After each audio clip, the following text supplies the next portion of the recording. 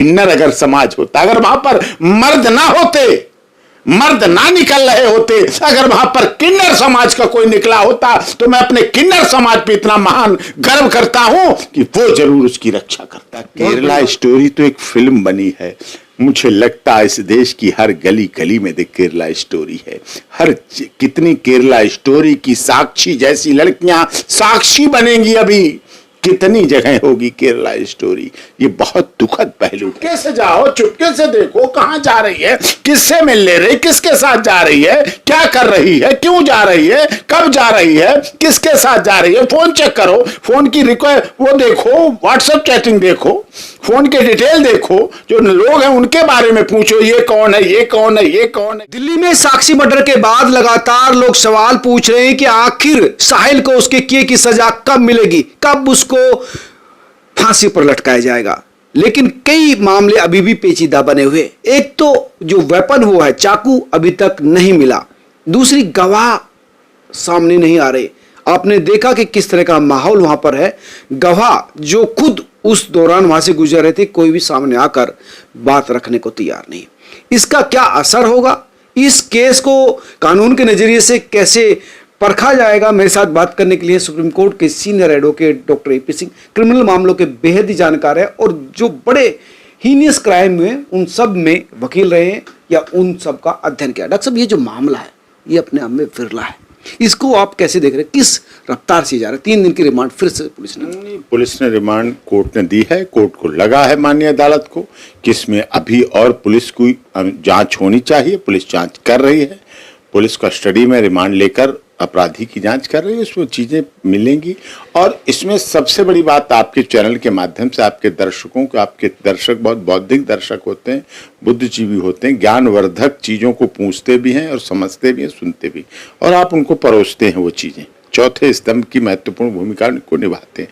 देखिए, इस केस में वीडियो रिकॉर्डिंग है, ऑलरेडी सीसीटीवी फुटेज है, सीसीटीवी फुटेज गली के सीसीटीवी फुटेज है, उसको कोई डिक्लाइन नहीं कर सकता, उसको कोई मना नहीं कर सकता। सीधे चाकू है, चाकू मारा जा रहा है, मृतक लड़की बरामद है, वो बरामद है, सामने है, लोग निकल रहे हैं, लोग आए, विटनेस में ना आए, प्रोसिक्यूशन का केस मजबूत है, पुलिस का केस मजबूत है, इसमें कोई शक किसी तरह की अच्छा नहीं। ये एक बड़ा कंफ्यूजन था, लेकिन कंफ्यूजन था लोगों को, और मैं लीगल कंफ्यूजन दूर कर दूं, उसमें कहीं एविडेंस क्योंकि गवाह भी सामने नहीं आ रहे, डरे हुए हैं। गवाह ऐसा है जो डर ही नहीं सकता। कहते ना, दर्पण कैमरा कभी झूठ नहीं बोलता, वो कभी झूठ नहीं बोलेगा, वो चीख चीख कर अदालत में बोलेगा कौन मर रही है, कौन मार रहा है, किसके द्वारा मारा जा रहा है, किस जगह पे मारा जा रहा है, कितने बजे मारा जा रहा है, कितने बजे तक मारा जाता रहा, कितने बजे तक वहां उपस्थित है, कौन कौन लोग निकल रहे थे, वो सब कुछ ऑन रिकॉर्ड। लेकिन इसमें जो उस लड़के ने खुद स्वीकार भी कर लिया साहिल कि मैंने मारा, लेकिन क्या उसकी जो स्वीकारोक्ति है वो कितनी वैलिड है? नहीं, पुलिस के सामने दिया गया बयान नहीं है, उसका कन्फेशन कुछ भी महत्व नहीं रखता है, लीगल उसकी कोई महत्वता नहीं है। लेकिन जो सबूत छूटे हैं, कहते ना अपराधी कितना भी शातिर हो, सबूत छोड़ जाता है, और सबूत छूट गए सीधे चाकू से। कहीं अंधेरा नहीं है वहां, कहीं पूरी रोशनी में, दिन दहाड़े का लाइव मर्डर है, लाइव टेलीकास्ट नहीं हुआ, बस कैमरों में कैद रह गया है, और वो है मर्डर, और उसको सबने देखा। अच्छा, अजय उर्फ झबरू और एक लड़की भावना और ये लड़की जो साक्षी है, वो एक दिन पहले मिली भी थी, और झबरू ने इसको धमकाया भी था कि इस लड़की को पीछा मत करना। तो उसके बाद इस लड़के ने निर्णय ले लिया कि किसी को ना मैं मारूंगा। तो 5 लोगों की लिस्ट इसने बनाई हुई थी। बताओ भला, कोई भी मिलता उसको मारता, ना पकड़ा जाता तो 5 मर्डर होते इसके द्वारा, सीरियल किलर होता। अगर ना पकड़ा जाता, ना पकड़ में आता, ना सीसीटीवी कैमरे होते। और मैं इसमें सबसे बड़ा मानता हूं समाज को दोषी। देखिए, साक्षी दोषी थी, इस उम्र में ये कोई प्यार व्यार की उम्र नहीं होती है, ये कोई अफेयर की उम्र नहीं होती है, लेकिन पाश्चात्य सभ्यता और इन मोबाइल फोनों का दुरुपयोग बहुत हमारे समाज में बढ़ गया है, इसलिए इनको बहुत है। कहां हमारा देश कितना पाश्चात्य सभ्यता से अलग भारतीय सभ्यता संस्कृति का देश है, जिसमें साल में 2 बार हम नवरात्रि मनाते हैं, 9 दिन हम दुर्गा माता की पूजा करते हैं, दुर्गा माँ के 9 रूपों की पूजा करते हैं। बेटियों को कन्या में भोजन कराते हैं, बेटियों की भी पूजा करते हैं, बेटियों को भी कन्या में देवी मानते हैं, देवी की तरह व्यवहार करते हैं। मैं कहता हूं देवी मत मानो, मत साल में 9 दिन 18 दिन बेकार करो अपने।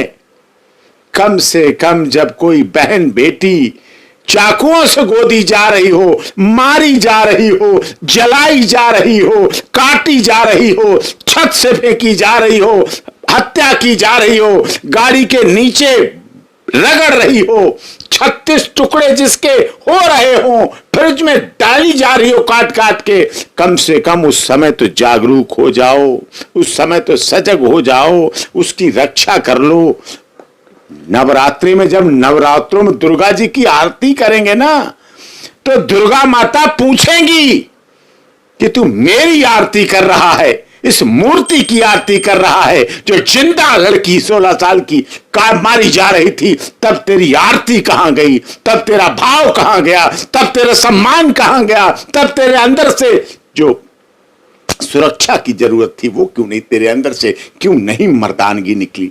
मैं तो कहता हूं किन्नर अगर समाज होता, अगर वहां पर मर्द ना होते, मर्द ना निकल रहे होते, अगर वहां पर किन्नर समाज का कोई निकला होता, तो मैं अपने किन्नर समाज पे इतना महान गर्व करता हूं कि वो जरूर उसकी रक्षा करते। बहुत बड़ी बात कर रहे हैं, उसकी रक्षा करते, वो जरूर उसकी रक्षा करते और ये होता। लेकिन ये मर्द बना रहा समाज।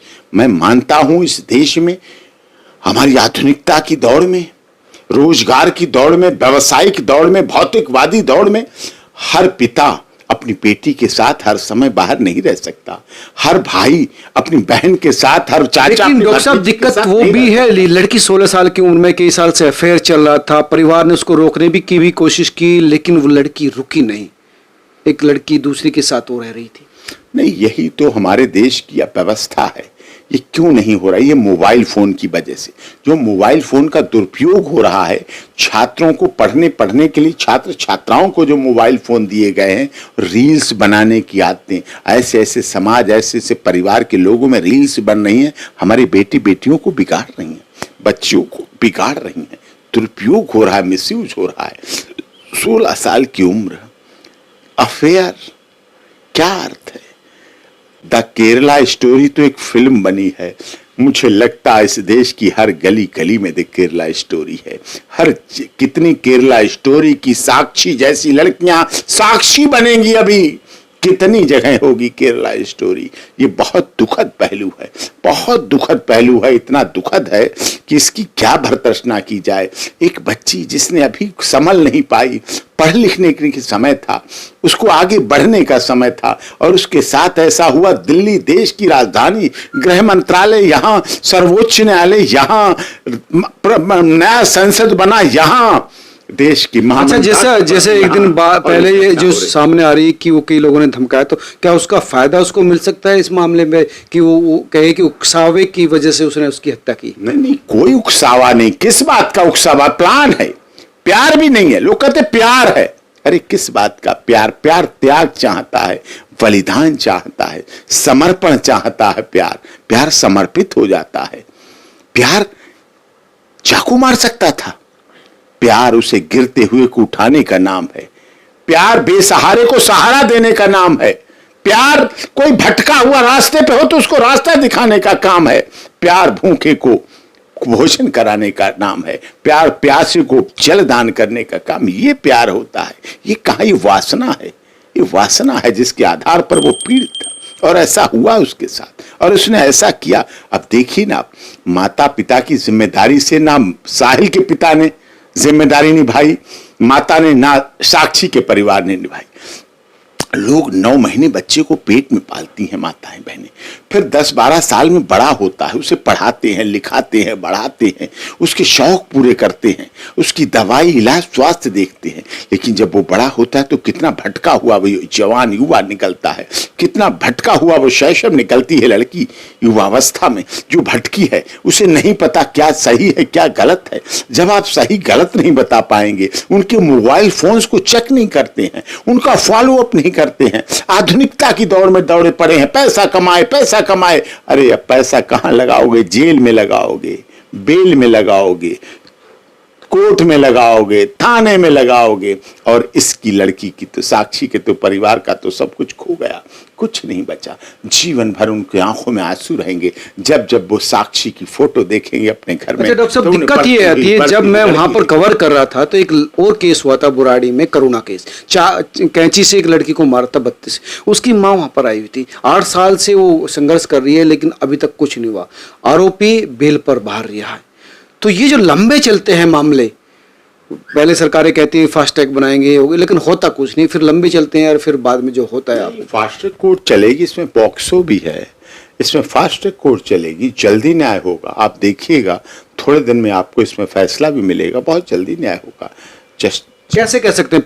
पॉस्को होने की वजह से? हाँ, अपनी पॉक्सो की वजह से भी जघन्य हत्याकांड है। हमारी अदालतें, माननीय अदालतें, ट्रायल कोर्ट, डिस्ट्रिक्ट कोर्ट जीवंत हैं, वाइब्रेंट हैं। वो वहां मौके पे नहीं होती हैं अदालतें, मौके पे नहीं पहुंचती हैं, लेकिन मौके को इतना रूबरू बना देती हैं, इतना जीवंत बना देती हैं कि फाइल बोलती है, आदेश बोलते हैं। हत्या जब होती है ना किसी एक की, तो कई रिश्तों की हत्या होती है, कई रिश्तों की हत्या होती है। और ये तो कला कई, आज माँ बाप को कहने को कुछ नहीं, उसके पिता के बयान, उसके माता के बयान कई बार बदले हैं, तो वो माता पिता इस समय असमंजस में है। माता पिता असमंजस में होंगे जिन्होंने बेटी को खोया। अब इतनी मीडिया, अब इतना समय, इतनी उनके साथ अव्यवस्था, इतनी उनके साथ अनैतिकता बातें। सोची ना, बेटी 16 साल की बच्ची, कोई कुछ कहता है तो समाज है, कोई कुछ कहता है, किसी के कान तो मुंह तो रोक नहीं लिया जाता है। तो इन सब परिस्थितियों से वो सामान्य सा परिवार, साधारण सा परिवार या गरीब सा परिवार, उसको इसने खोया है, वो कैसे समझेगा? राजनेता वहां नहीं पहुंच रहे होंगे, नहीं पहुंचेंगे। नहीं, राजनेता तो पहुंच रहे हैं वहां पर, इसमें तमाम लोग पहुंच रहे हैं डॉक्टर साहब। वहां बड़ी हंगामा हो चुका है। नहीं, राहुल जी तो अमेरिका है ना, अमेरिका है, वहां से मोदी सरकार पर अटैक कर रहे हैं। प्रियंका जी पहुंची क्या? नहीं, आप क्षेत्रीय राजनीति वहां पर जो है, राजनीति अलग चीज, उनको भी पहुंचना चाहिए, पहुंचना चाहिए, बिल्कुल, इसमें कोई दो राय नहीं है। वो जब यूपी जा सकते हैं तो यहाँ भी जाना चाहिए। पहुंचते, अगर वो किसी और धर्म का मामला होता ना तो पहुंचते। अच्छा, अगर मरने वाली किसी और धर्म की होती तो पहुंचते, अभी नहीं जा पाएंगे। कब तक लगता है कि जो ट्रायल है और ये चीजें कब तक हो जाएगी? नहीं, साक्षी में बहुत फास्ट ट्रैक इन्वेस्टिगेशन होगी, इन्वेस्टिगेशन पुलिस कर रही है, और पुलिस के लिए भी चुनौती है, पुलिस के लिए बहुत बड़ी चुनौती है कि उसके शासन, दिल्ली पुलिस के दौरान देश की राजधानी में ऐसी घटना घटी, और निश्चित तौर पर वो उस पर सख्त एक्शन लेंगे, स्टर्न लीगल एक्शन लिया जाएगा।